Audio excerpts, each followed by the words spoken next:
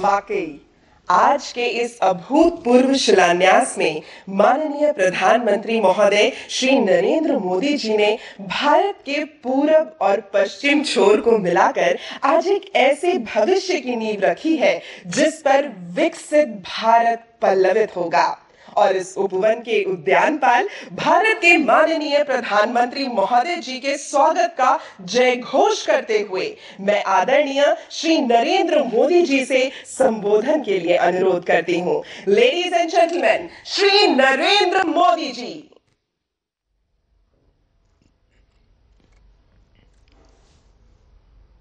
नमस्कार। केंद्रीय मंत्रिमंडल के मेरे सहयोगी श्री अश्विनी वैष्णव जी, राजीव चंद्रशेखर जी,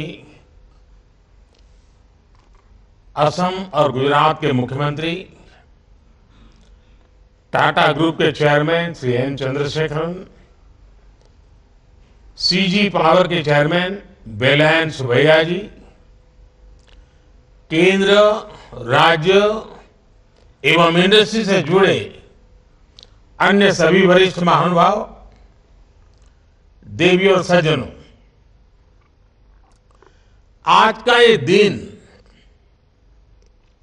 ऐतिहासिक है। आज हम इतिहास भी रच रहे हैं और उज्जवल भविष्य की तरफ एक बहुत बड़ा मजबूत कदम भी उठा रहे हैं। आज सेमीकंडक्टर मैन्युफैक्चरिंग से जुड़े करीब 1.25 करोड़ रुपए के 3 बड़े प्रोजेक्ट का शिलान्यास हुआ है। गुजरात के धौलेरा और साणंद में सेमी कंडक्टर फैसिलिटी हो, असम के मोरीगांव में सेमीकंडक्टर फैसिलिटी हो, ये भारत को सेमीकंडक्टर मैन्युफैक्चरिंग का एक बड़ा ग्लोबल हब बनाने में मदद करेगी। मैं सभी देशवासियों को इस महत्वपूर्ण पहल के लिए, एक महत्वपूर्ण शुरुआत के लिए, एक मजबूत कदम के लिए इस आयोजन को लेकर के बहुत बहुत बधाई देता हूं। आज इस कार्यक्रम में ताइवान के हमारे साथी भी वर्चुअल रूप से शामिल हुए हैं। मैं भी भारत के इन प्रयासों से काफी उत्साहित हूं। साथियों,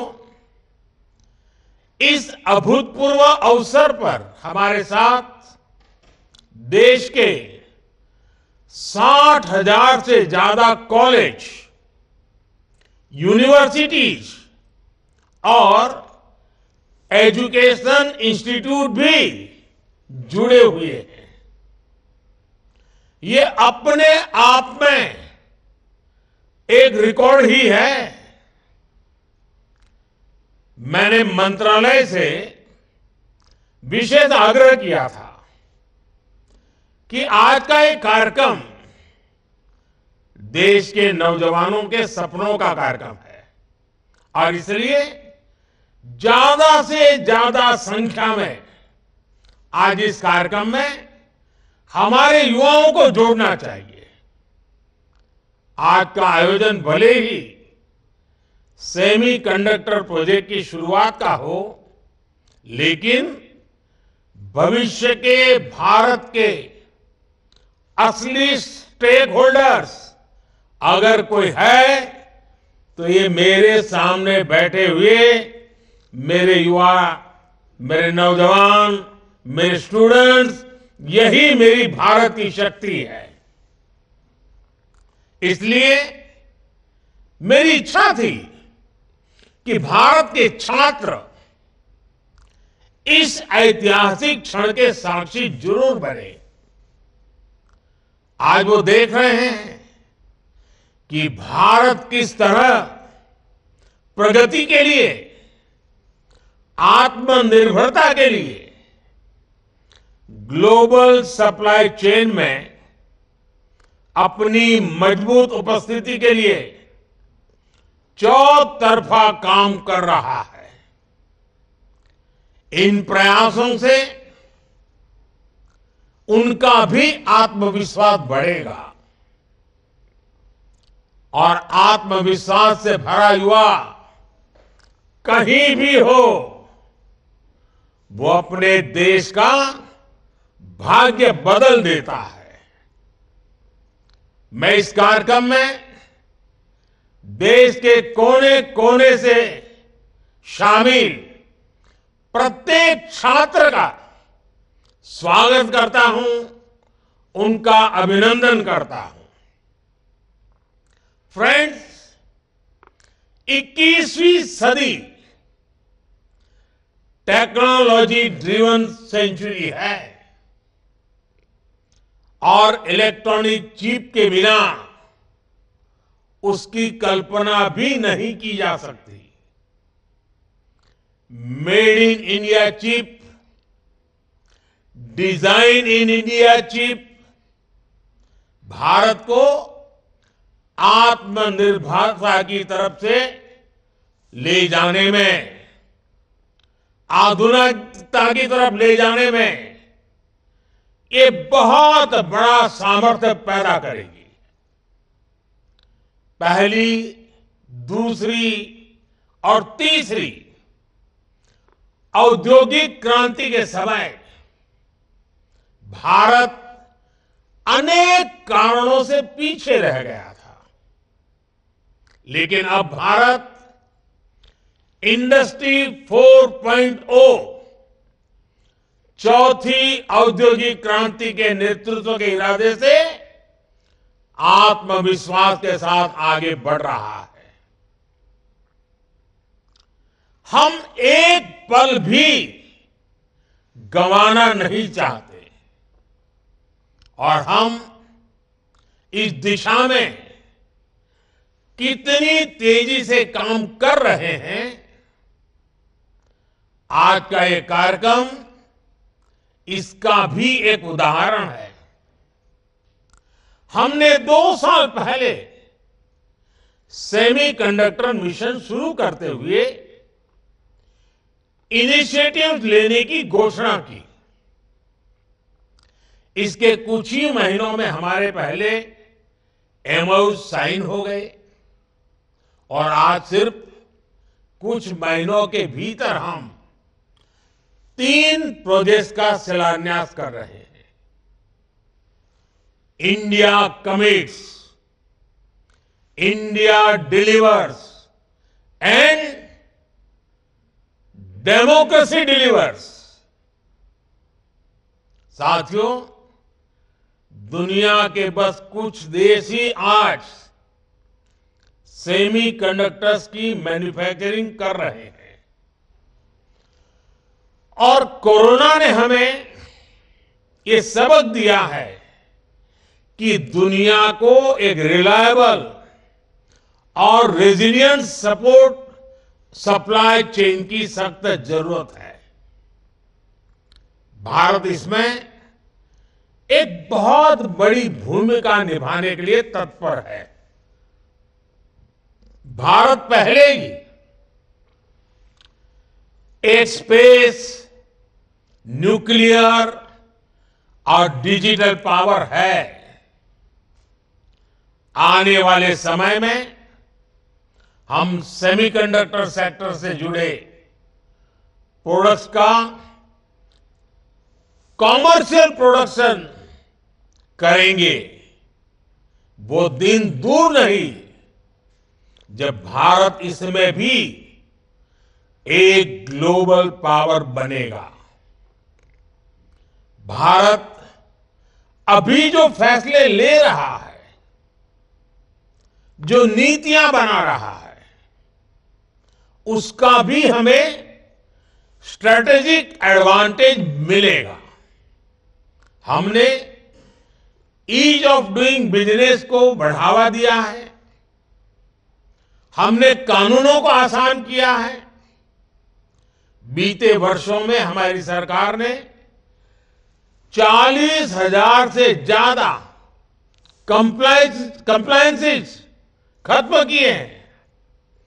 भारत में निवेशकों के लिए एफडीआई के नियम भी आसान हुए हैं। डिफेंस, इंश्योरेंस और टेलीकॉम जैसे सेक्टर्स में एफडीआई पॉलिसी को और लिबरल किया गया है। हाल के वर्षों में हमने इलेक्ट्रॉनिक्स और हार्डवेयर मैन्युफैक्चरिंग से उसमें भी अपनी पोजीशन को और मजबूत किया है। लार्ज स्केल इलेक्ट्रॉनिक्स मैन्युफैक्चरिंग और आईटी हार्डवेयर के लिए पीएलआई स्कीम्स हो, इलेक्ट्रॉनिक कंपोनेंट्स के लिए स्कीम्स हो या फिर इलेक्ट्रॉनिक्स मैन्युफैक्चरिंग क्लस्टर्स हो, इन सभी में भारत ने इंसेंटिव्स देकर इलेक्ट्रॉनिक्स इकोसिस्टम्स को तरक्की के नए अवसर दिए हैं। आज भारत पूरी दुनिया का दूसरा सबसे बड़ा मोबाइल फोन मैन्युफैक्चरर है। कुछ समय पहले हमने नेशनल क्वांटम मिशन की भी शुरुआत की है। इनोवेशन को बढ़ावा देने के लिए नेशनल रिसर्च फाउंडेशन की स्थापना भी की गई है। इंडिया एआई मिशन का भी तेजी से विस्तार होने जा रहा है। यानी हम सिर्फ टेक्नोलॉजी एडॉप्शन नहीं, टेक्नोलॉजी एडवांसमेंट के रास्ते पर भी बढ़ रहे हैं।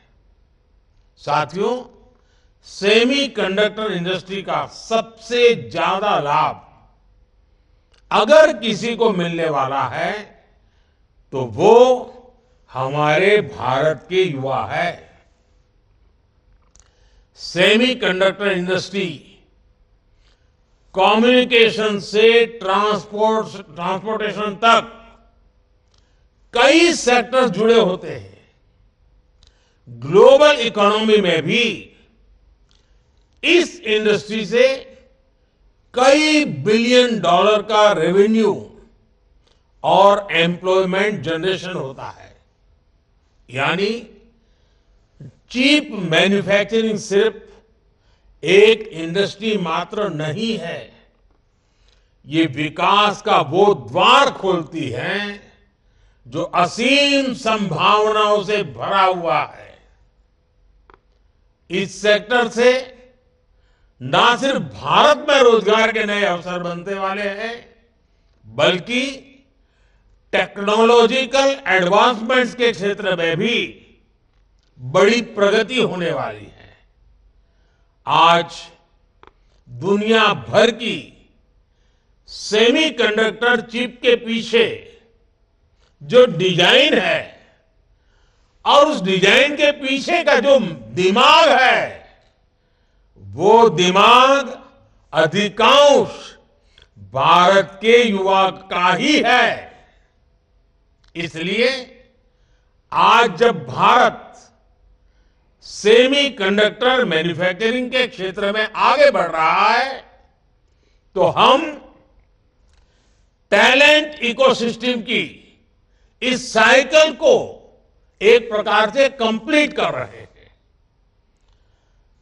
आज अभी इस कार्यक्रम में हमारे साथ जुड़े हुए युवा ये जानते हैं कि कैसे आज देश में उनके लिए नई नई संभावनाएं बन रही हैं, नए अवसर बन रहे हैं। स्पेस का सेक्टर हो, मैपिंग का सेक्टर हो, भारत ने अपने युवाओं के लिए इन सेक्टर्स को पूरी तरह खोल दिया है। हमारी सरकार ने स्टार्टअप इकोसिस्टम को जो इंसेंटिव दिए हैं, जो प्रोत्साहन दिया है, वो अभूतपूर्व है। और इसी का कमाल है कि इतने कम वर्षों में भारत दुनिया का तीसरा सबसे बड़ा स्टार्टअप इकोसिस्टम बन गया है। अब आज के इस आयोजन के बाद सेमीकंडक्टर सेक्टर में भी हमारे स्टार्टअप के लिए नए मौके बनने जा रहे हैं। मुझे विश्वास है कि ये नई शुरुआत हमारी युवा पीढ़ी को एडवांस टेक्नोलॉजी जॉब से जुड़ने की नई अपॉर्चुनिटी देगी। साथियों, आपको याद होगा, लाल किले से मैंने कहा था, यही समय है, सही समय है। जब हम इस भावना के साथ नीतियां बनाते हैं, निर्णय लेते हैं, तो नतीजे भी मिलते हैं। भारत अब पुरानी सोच और पुरानी अप्रोच ये छोड़ चुका है, बहुत आगे निकल गया है। भारत अब तेज गति से निर्णय ले रहा है, नीतियां बना रहा है। हम पहले ही सेमीकंडक्टर मैन्युफैक्चरिंग में कई दशक खो चुके हैं, लेकिन अब हमें एक पल भी गंवाना नहीं है और अब ऐसा नहीं होगा। भारत ने सबसे पहले 60 के दशक में सेमीकंडक्टर मैन्युफैक्चरिंग का सपना देखा था, इस बारे में सोचा था। लेकिन इस सपने के बाद भी, इस सोच के बाद भी तब की सरकारें उन अवसरों का लाभ नहीं ले पाई। इसके सबसे बड़े कारण थे इच्छा शक्ति की कमी, अपने संकल्पों को सिद्धि में बदलने के लिए प्रयास की कमी और देश के लिए दूरगामी फैसले लेने की क्षमता की कमी। इस वजह से वर्षों तक भारत का सेमीकंडक्टर बनाने का सपना बस सपना ही रह गया। उन दशकों में जो लोग सरकार में रहे, वो भी सोचते थे कि अरे जल्दी क्या है, समय आएगा तब हो जाएगा। सरकारों को लगता था कि ये तो भविष्य की जरूरत है, इसका समाधान अभी क्यों करना। वो लोग देश की प्रायोरिटीज को भी बैलेंस नहीं कर पाए, देश के सामर्थ्य को भी समझ नहीं पाए। उन लोगों को लगा कि भारत तो गरीब देश है, भारत सेमीकंडक्टर मैन्युफैक्चरिंग जैसी हाईटेक चीज को कैसे मैनेज कर पाएगा। वो लोग भारत की गरीबी की आड़ में आधुनिक जरूरत के ऐसे हर इन्वेस्टमेंट को नजरअंदाज करते रहे।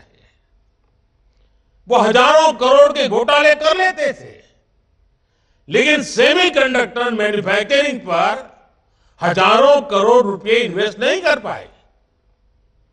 ऐसी सोच के साथ किसी देश का विकास नहीं हो सकता। इसलिए हमारी सरकार फॉरवर्ड लुकिंग सोच और फ्यूचरिस्टिक अप्रोच के साथ काम कर रही है।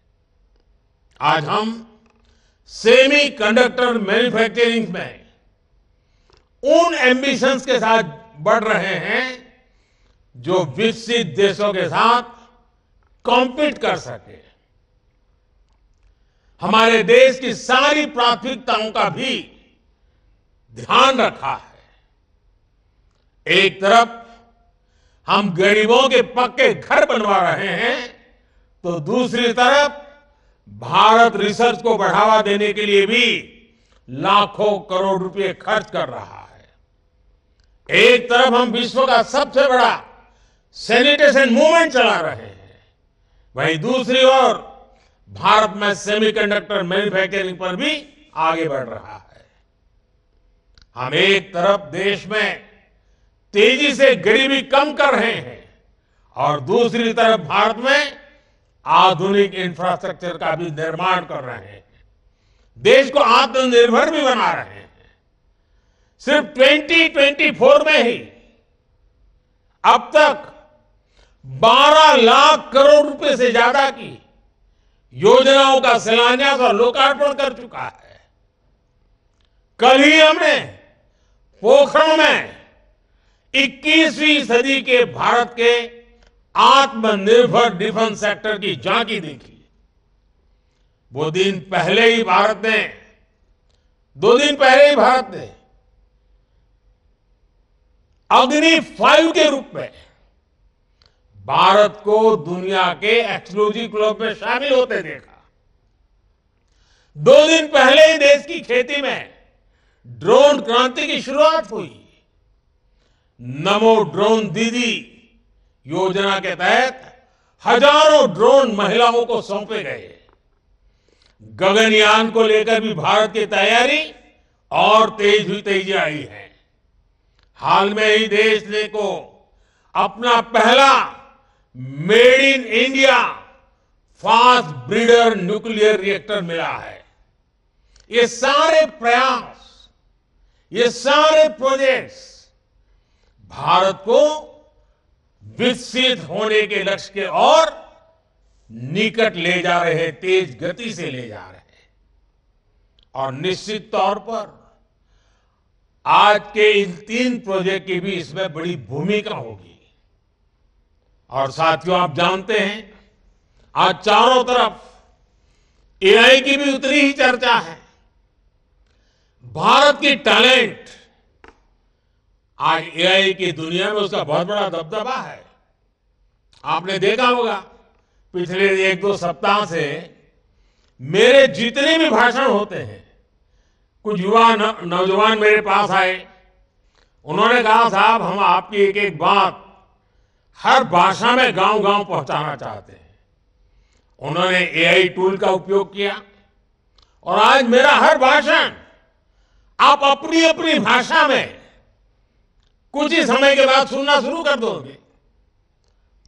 यानी किसी को तमिल सुनना है, किसी को पंजाबी सुनना है, किसी को बंगाली सुनना है, किसी को असमिया, उड़िया, जो भी सुनना है। ये एआई का कमाल ये मेरे देश के नौजवान कर रहे हैं और मैं तो ऐसी नौजवान टीम का आभारी हूं कि उन्होंने मेरे लिए इतना बढ़िया एआई के जनरेटेड मेरी स्पीचेस को, मेरे भाषणों को हिंदुस्तान की सभी भाषाओं में इंटरप्रिटेशन के साथ पहुंचाने का जो प्रयास किया है, मेरे लिए बड़ा आनंद का, खुशी का विषय बना है। और देखते ही देखते सभी लैंग्वेजेस में भी हमारी बात एआई के माध्यम से पहुंचेगी। कहने का तात्पर्य यह है कि भारत के नौजवानों का जो सामर्थ्य है, उनको अवसर चाहिए। और ये सेमीकंडक्टर का हमारा इनिशिएटिव देश के नौजवानों के लिए बहुत बड़ा अवसर लेकर आया है। साथियों, एक बार फिर मैं आप सभी को बहुत बहुत शुभकामनाएं देता हूं और मैं हेमंता जी की इस बात से बहुत सहमत हूं कि नॉर्थ ईस्ट में कभी किसी ने सोचा नहीं था कि इतने बड़े इनिशिएटिव लिए जा सकते हैं। हमने ये तय किया है और मैं तो मानता हूं साउथ ईस्ट एशिया से के साथ हमारा जो जुड़ाव बढ़ रहा है, तो मेरा north east south east Asia के साथ जुड़ने का सबसे बड़ा ताकतवर क्षेत्र बनने वाला है। मैं साफ साफ इसको देख रहा हूं और मैं इसकी शुरुआत देख रहा हूं। तो मैं आसाम के लोगों को, नॉर्थ ईस्ट के लोगों को आज सबसे ज्यादा शुभकामनाएं देता हूं, सबसे ज्यादा बधाई देता हूं। साथियों, आप सब ऐसे ही भारत की प्रगति को एक नई शक्ति देने के लिए जुड़ते रहिए, आगे बढ़ते रहिए। मोदी की गारंटी आपके लिए है, आपके भविष्य के लिए है, आपको साथ देने के लिए है। बहुत बहुत धन्यवाद। If you like this video, then like, share and subscribe to ET Now.